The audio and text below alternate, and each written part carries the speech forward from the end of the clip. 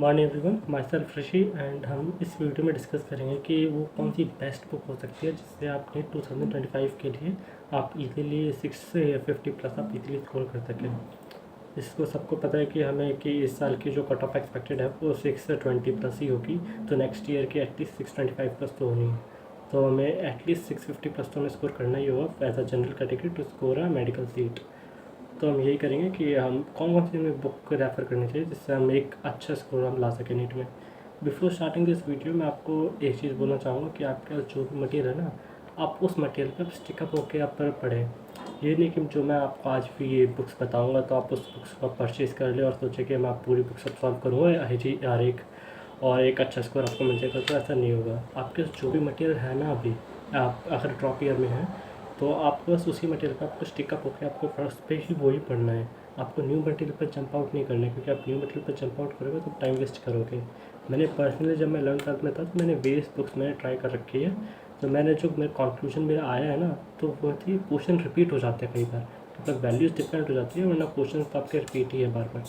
तो time waste करने से बेटर है कि आप एक ही किताब लो और आप उस किताब को मल्टीपल टाइम्स आप उसको सॉल्व कर लो। कि आपने जैसे ही फर्स्ट टाइम आप उसने पूरी किताब ने सॉल्व कर ली तो आप नेक्स्ट टाइम भी उसी किताब को दोबारा सॉल्व कर दो। तो इस वीडियो स्टार्ट करते हैं। Best book for NEET 2025 to score at least 650 plus easily. ये फिजिक्स की पहले हम डिस्कस करेंगे, फिर केमिस्ट्री करेंगे, लास्ट में बायो करेंगे, तो उसके बाद हम मॉक का करेंगे कि हमें मॉक कौन से करने चाहिए, और फिर यह एंड हो जाएगी वीडियो। क्योंकि मैं फिजिक्स का मैं अगर आपको मैं बताऊँ तो आपको कोचिंग मॉड्यूल आपको अगर आपको करो तो आप एलन और आकाश का प्रेफर कर सकते हो। पीडब्ल्यू का प्रेफर मत करना फिजिक्स के टर्म्स में, क्योंकि जो मैंने पीडब्ल्यू का मॉड्यूल देखा है वो काफ़ी हाई लेवल हो जाता है पीडब्ल्यू का मॉड्यूल फिजिक्स के टर्म्स में। तो आप अननेसेसरी क्वेश्चन से आपका टाइम वेस्ट होगा और डिप्रेशन अलग से होगा। तो आप एलन या आकाश में से प्रेफर कर सकते हो, वो पूरा नीट लेवल है और अच्छे क्वेश्चन है, कॉन्सेप्ट भी अच्छे हैं क्वेश्चन के।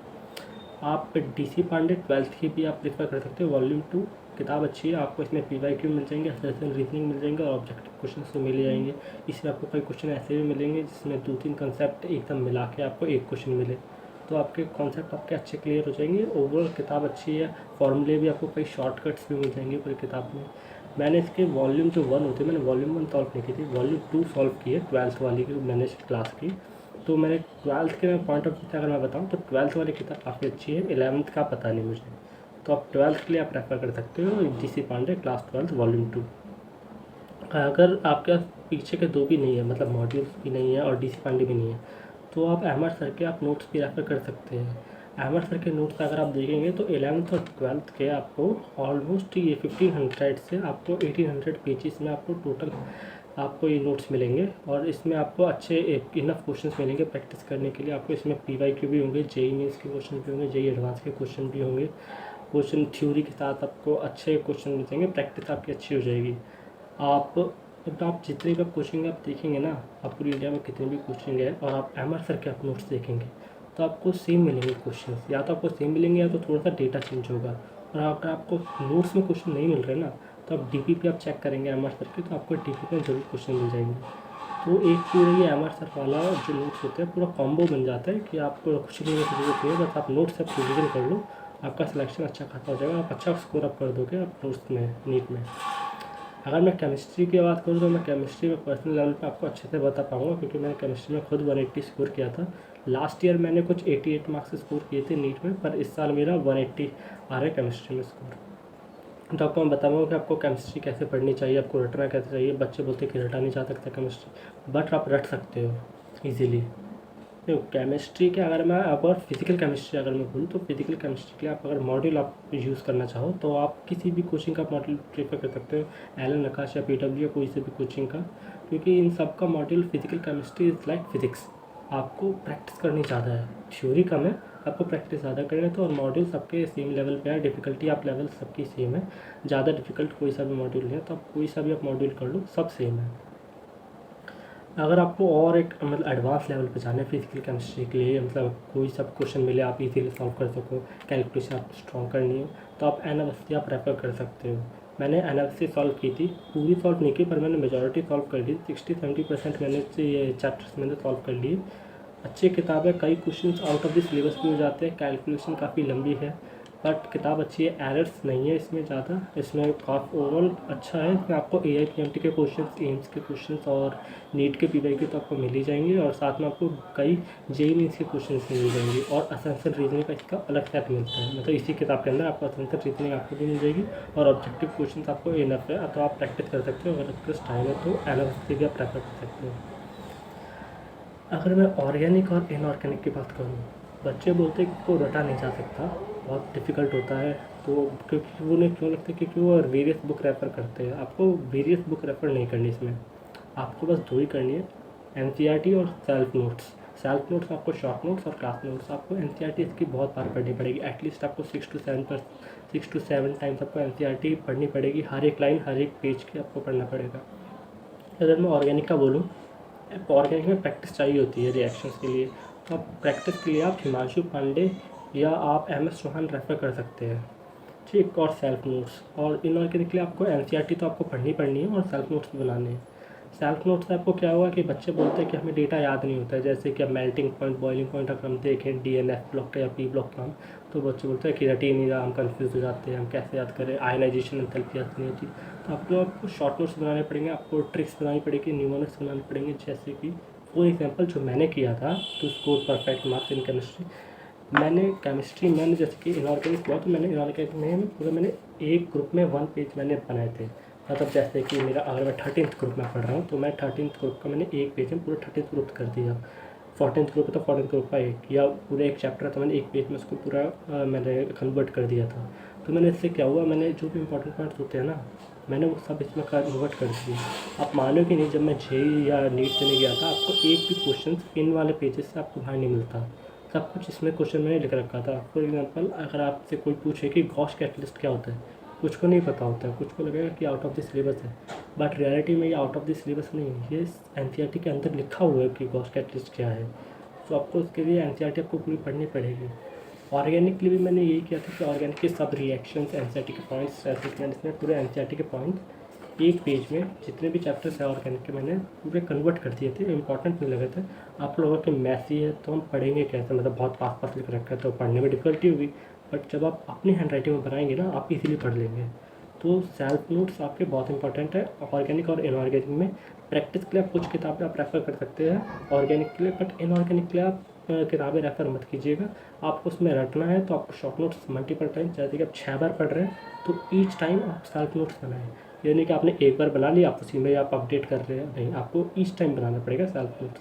मतलब पुराने वाले तो आप न्यू लिखेंगे ही दोबारा से, और जो न्यू पॉइंट्स आएंगे आप वो भी आप अगेन लिखेंगे, जैसा आपको रट जाए, ठीक है। हिमांशु पांडे और MS चौहान में से आपको एक किताब आप प्रेफर करनी है, ठीक। मैं बोलूँगा कि अगर आपको हिमांशु पांडे अगर आप प्रेफर कर रहे हैं, तो आप जब कीजिएगा हिमांशु पांडे, जब अगर आप ऑफलाइन पढ़ रहे हैं या आपके पास कोई डाउट फैकल्टी है, मतलब डायरेक्ट आप डाउट पूछ सकते हो बहुत जल्दी।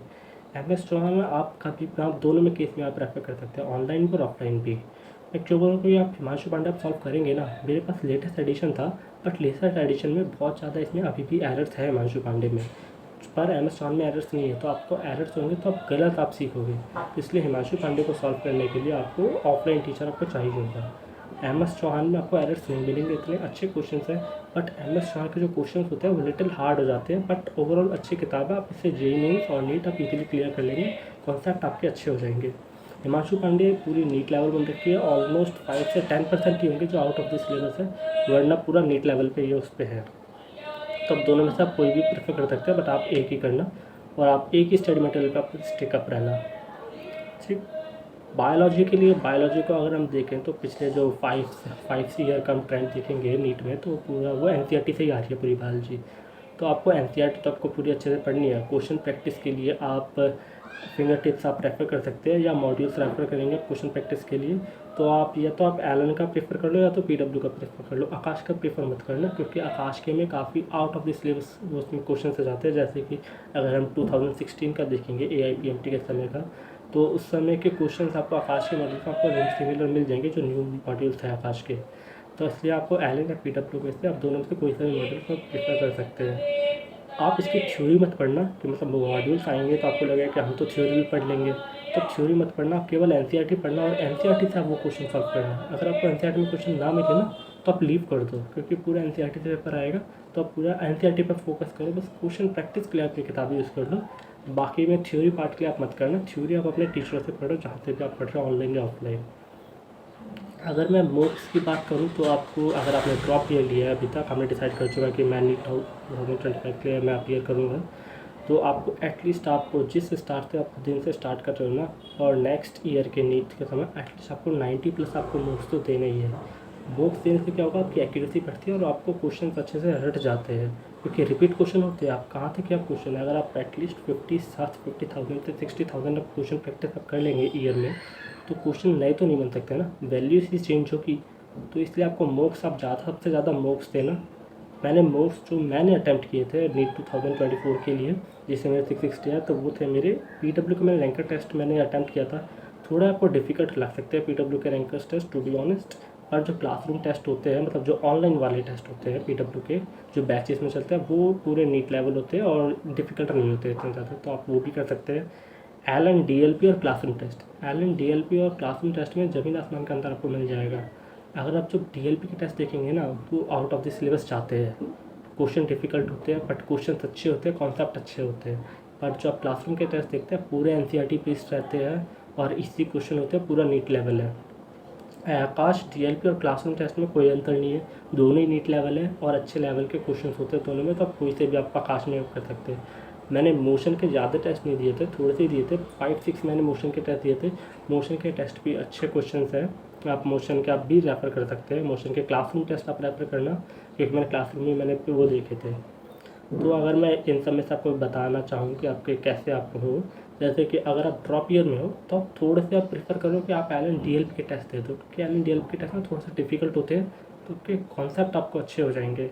बट अगर आपके समय नहीं है और आप अगर अभी 11th-12th में ही हो, तो आप एलन डीएलपी को छोड़ के बाकी क्या प्रेफर कर सकते हो, पीडब्ल्यू के रैंकर टेस्ट आप आखिरी में ट्राई करना, क्योंकि थोड़ा सा डिफिकल्ट है बट अच्छे क्वेश्चन है। बट एलन डीएलपी और हम पीडब्ल्यू के रैंकर टेस्ट में डिफिकल्टी में कंपैरिजन करें तो एलन डीएलपी ज़्यादा डिफिकल्ट होता है एज़ कम्पेयर टू पीडब्ल्यू का रैंकर्स टेस्ट।